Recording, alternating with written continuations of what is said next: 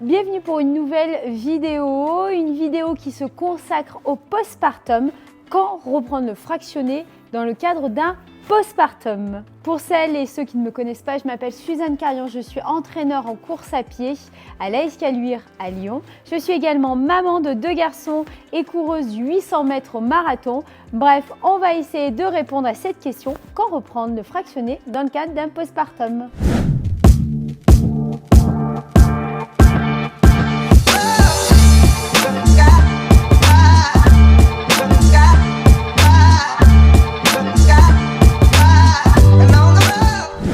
Rappel, le postpartum, c'est la période qui suit l'accouchement. Et le postpartum, il y a autant de femmes qui accouchent que des postpartums sont différents.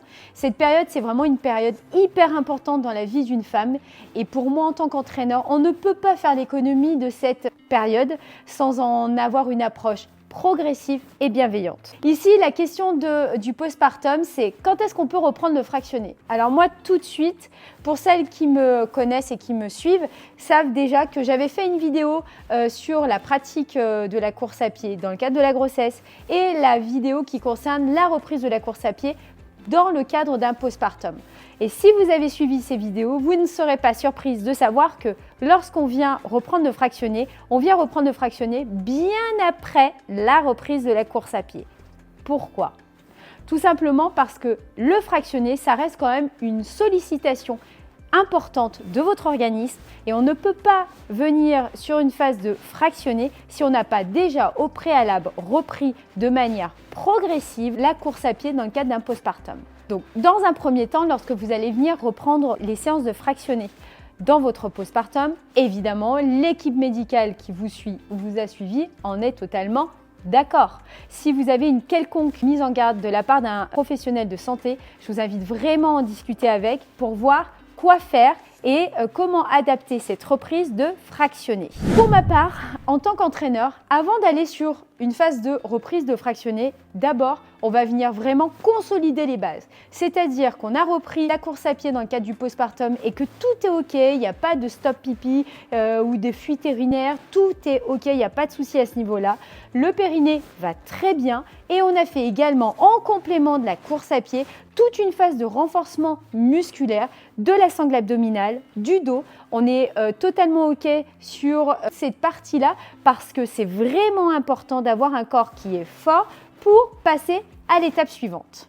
Quand tout est OK, eh bien dans ce cas-là, on va venir commencer, s'initier, reprendre progressivement les séances de fractionné dans le cadre du postpartum. Alors ici, les séances de fractionné, c'est quoi? C'est tout simplement les séances où vous allez faire un travail d'intensité, un travail d'allure différent de ce que vous pouvez faire lorsque vous réalisez des séances de footing, des sorties en totale aisance respiratoire. Avant même de pouvoir évoquer comment venir diversifier ces entraînements, ce que je vous invite à faire, c'est déjà d'avoir une véritable attention particulière à votre corps. Vous êtes dans votre corps et vous savez quels sont les besoins, vous savez si vous avez des soucis ou pas. Donc essayez d'être en phase avec les signaux donnés par votre corps pour pouvoir reprendre progressivement et en toute intelligence les fractionner dans le cadre d'un postpartum. Dans un premier temps, ce qu'on peut faire avant de vouloir absolument diversifier ses entraînements, moi ce que je conseille en tant qu'entraîneur, c'est de venir prendre son bébé avec la poussette et d'aller venir faire de la marche de manière un peu dynamique pour venir travailler des intensités différentes de ce que vous pouvez réaliser en course à pied. Alors là, vous pouvez être en train de me regarder en disant « mais qu'est-ce qu'elle me raconte, Suzy? Qu'est-ce qu'on fait ?»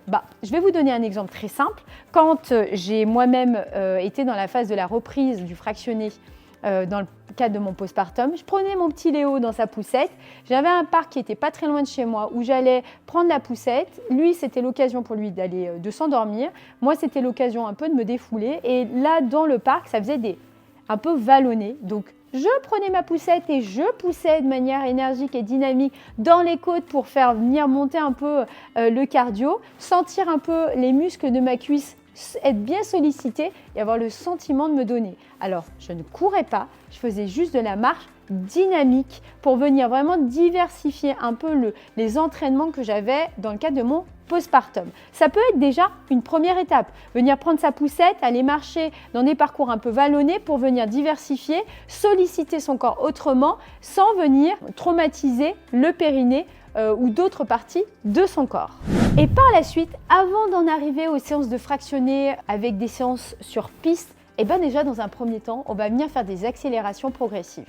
Tout ça, je vous le dis, mais évidemment que ça se construit dans un plan d'entraînement. On ne va juste pas faire une accel par-ci par-là, pas du tout. Ça se construit de manière intelligente dans une structure, dans un plan où on va venir distinguer les séances où on va venir courir en total aisance respiratoire et les séances où on va venir commencer à venir diversifier les entraînements. Et dans un premier temps, avant d'aller sur des séances pures de fractionnés, on viendra tout simplement caler des accélérations progressives. D'une semaine à une autre, on viendra augmenter le nombre de répétitions pour in fine venir petit à petit diversifier ses entraînements et aller sur du fractionné. Alors, vous ne serez pas surprise, celles qui me connaissent ne sont pas surprises, je suis vraiment quelqu'un de très raisonnable dans la reprise. Alors, pourquoi? Parce que je préfère mettre plus de temps pour revenir au meilleur niveau que ma coureuse a eu, plutôt que de vouloir me précipiter et me retrouver face à une maman qui est fatiguée physiquement, mentalement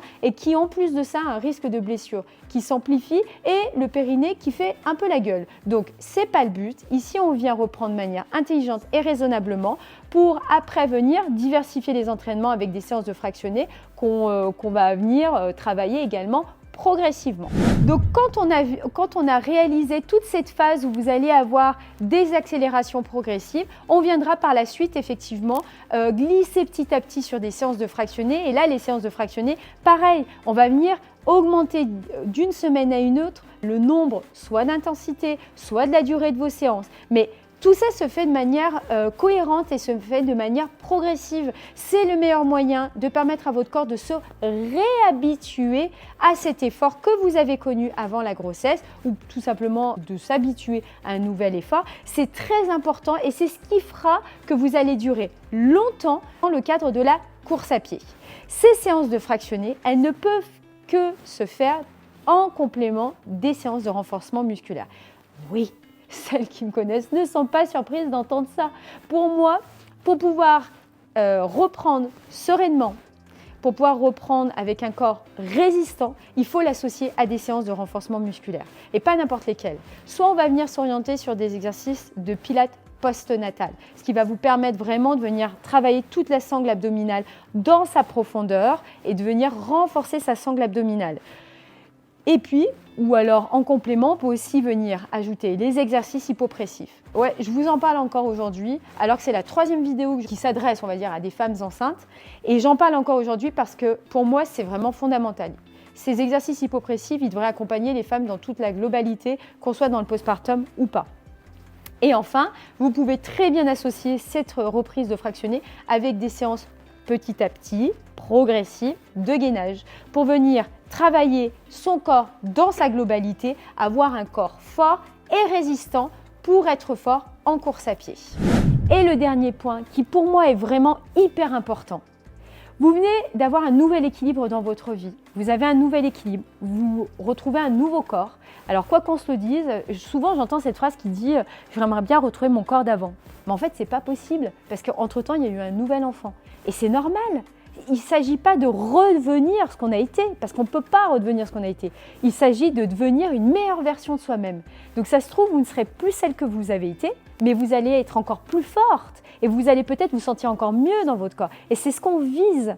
Donc ici, vraiment, il faut appréhender cette phase comme étant une phase importante dans votre vie et vous dire aussi peut-être qu'il y aura des moments où vous allez être fatigué. Parce que, comme je le dis, il y a un nouveau corps, il y a un nouvel équilibre et il y a une fatigue qui peut s'installer. Il faut être en phase avec son esprit, avec son corps et être en capacité de se dire « Ok, là, je suis fatiguée, en fait, je ne peux pas y aller. » C'est pas grave. C'est pas parce que vous allez sauter une séance une fois que vous allez mettre en difficulté toute votre prise. Il vaut mieux se reposer, faire l'économie d'une séance que vouloir absolument y aller et se blesser. Donc, sur cette phase-là, on est toujours à l'écoute de son corps et de son esprit. Si on est fatigué, on réduit. Si on est fatigué, on saute une séance et c'est pas grave. Évidemment, on en parle autour de soi pour pouvoir être soutenu dans cette démarche qui reste une démarche extrêmement positive et on ne culpabilise pas. Alors c'est facile derrière mon écran, moi, de vous dire « faut pas culpabiliser », mais rassurez-vous, maman de 2 enfants, je suis la première à culpabiliser toutes les fois où je dois courir parce que je dois laisser mon petit, etc. Sauf qu'il est important d'avoir à l'esprit que une personne qui prend du temps pour soi, c'est 2 éléments importants. Le premier élément, c'est une personne qui va être disposée pour donner du temps aux autres et c'est surtout une personne qui donne l'exemple à son enfant. Un parent qui va prendre du temps pour soi, c'est un parent qui, malgré tous les discours qu'il portera, montrera l'exemple de la pratique sportive et du dépassement de soi. Donc, effectivement, généralement, quand on prend du temps pour soi et qu'on vient d'avoir un enfant, parfois on culpabilise, c'est le propre d'un bon parent. Mais ici, le fait de prendre du temps pour vous, c'est lui accorder plus de temps par la suite. Donc, on est à l'écoute de ses besoins, on est à l'écoute de son enfant et on essaye de prendre du temps pour soi, mais au final, pour tout le monde. En tout cas, pour moi, cette reprise, si elle est progressive, elle ne peut être que positive, elle ne peut que vous permettre de devenir meilleur que vous ne l'avez jusqu'à présent été. Donc, j'espère que cette vidéo vous a plu. J'espère que tous ces conseils que je peux vous donner dans le cadre d'une reprise, dans le cadre d'un postpartum, vous aident.